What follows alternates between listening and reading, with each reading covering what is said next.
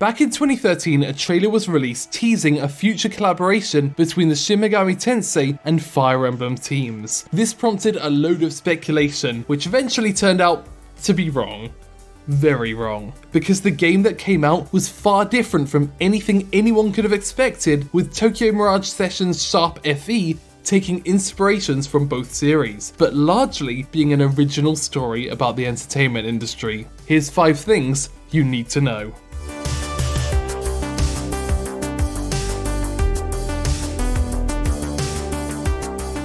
One of the inspirations they got from Fire Emblem was actually the cutscene stuff. Fire Emblem Awakening and Fates had these really high quality cutscenes produced by animation studio Anima, and so the Tokyo Mirage Sessions team contacted them to produce these excellent music videos for the game. Since then, they've gone on to make a trailer for Smash Bros, created the cutscenes for Fire Emblem Heroes, and are now working on the Altered Carbon anime for Netflix.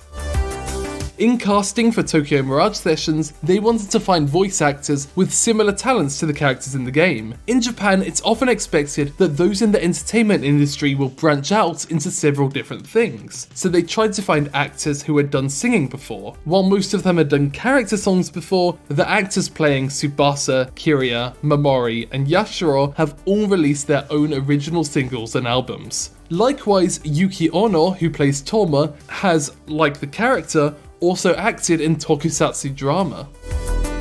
The Mirages in Tokyo Mirage Sessions have a different vibe from both the demons in Shin Megami Tensei and the creatures of Fire Emblem titles, and this was a conscious choice. Instead of bringing on any of the talented designers at the two companies, they asked Psi Designation, a super team of ex-Square Enix artists, to create the Mirages for the game. The team was led by Hideo Manaba, who designed characters for many mainline Final Fantasy games. It was also his job to create the Mirage versions of the Fire Emblem cast. When they'd finally greenlit the project, the team was still very unclear of the direction they should take it in. They originally proposed it as a strategy RPG, but with ATLUS developing, it wasn't really their strength. Eventually, the Fire Emblem supervising producer told them that it was fine to just work to their strengths, and that whenever they struggled with the direction, to just do whatever they felt was best. This is how the game ended up as a traditional RPG with a unique combat system.